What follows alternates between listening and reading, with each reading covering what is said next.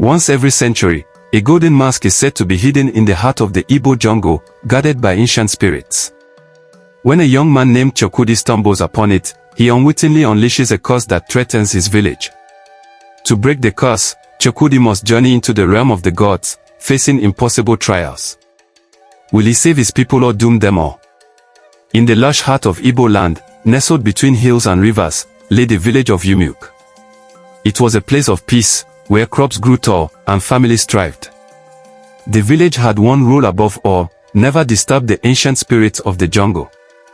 But there was one story the elders always whispered to their children, a tale of a mask of pure gold, crafted by the gods themselves. It was said to hold unimaginable power, capable of controlling the forces of nature. For centuries, the mask had been hidden deep within the Tiwa forest, protected by vengeful spirits. No one had seen it, no one had touched it. But every generation, the mask would call out to one soul destined to uncover it. That soul was Chukwudi. Chukwudi was a young, daring hunter who had long dreamed of proving himself. His father, Namdi, was a great warrior who had led their village to victory in countless battles, but his legacy was a heavy burden.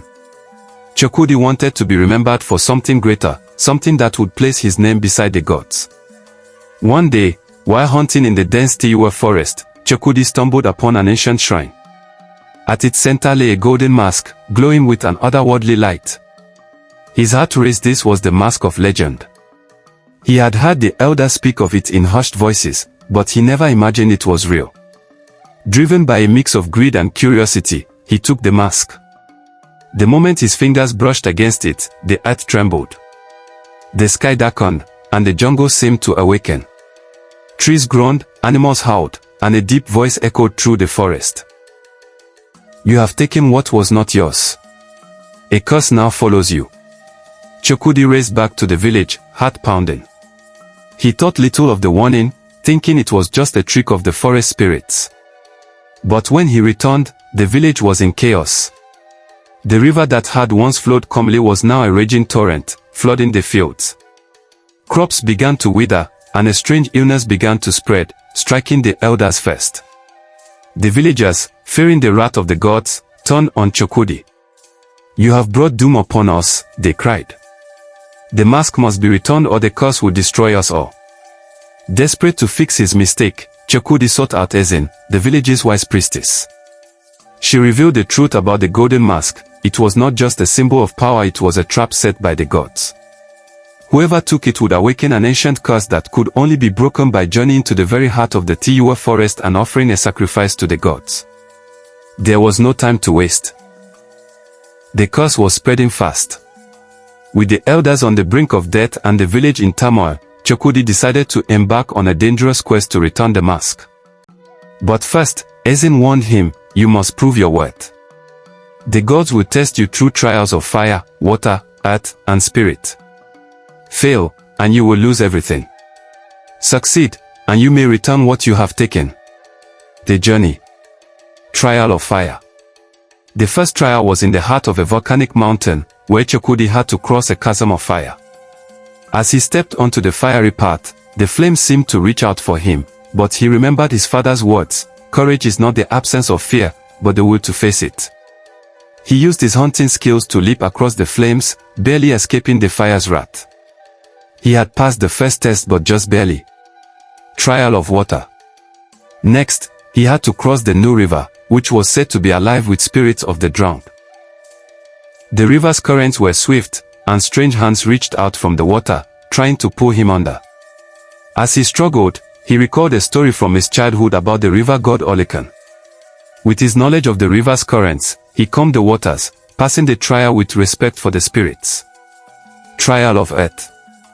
Deep within the forest, he encountered a giant, sentient tree Muaichi, the oldest tree in the forest.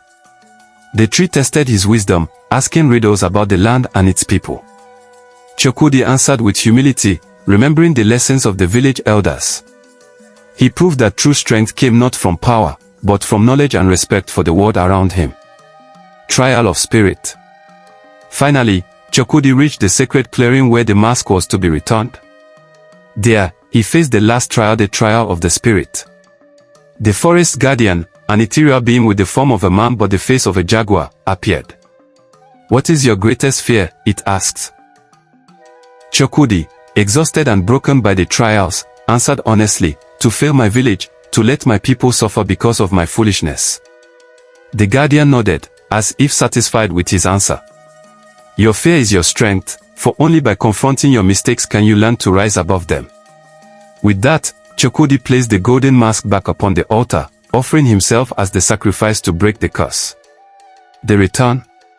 As he did, the jungle stilled, and the skies cleared. The river's floods receded, the crops grew once more, and the elders slowly recovered from the illness. Chukwudi had saved the village, but at a cost. He had given up his chance for personal glory, choosing the well-being of his people over his ambition. When he returned, the villagers no longer saw him as a fool, but as a hero. Chukwudi's journey had not only broken the curse, it had also forged him into the man he was meant to be, wise, humble, and selfless. Ending.